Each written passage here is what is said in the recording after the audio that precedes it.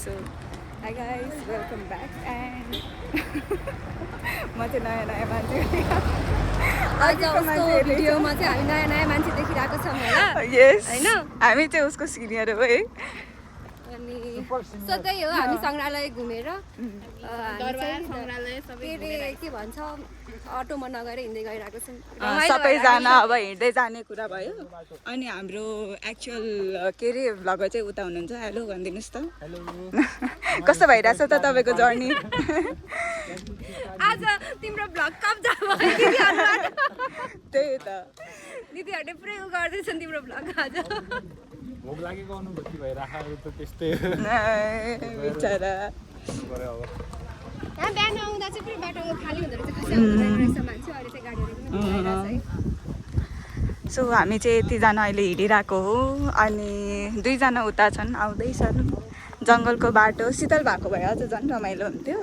but अब घाम लागिरहेको छ त्यही भएर पनि अलिकति अब हिँड्न चाहिँ अलिकति अप्ठ्यारै होला तर स्टिल सबैजना भयो भने चाहिँ रमाइलै भइरहेछ हामी गफ हान्दै कस्तो भइरहेछ त हिमाल बाबुलाई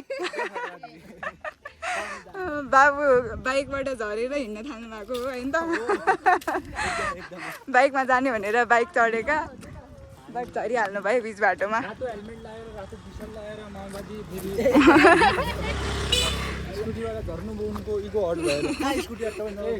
चित्ता दुखेर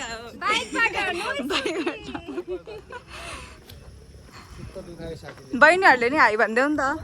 बहिनीहरूको नाम के छ ल भनिदेऊ कस्तो भइरहेछ त्यो तिमीहरूलाई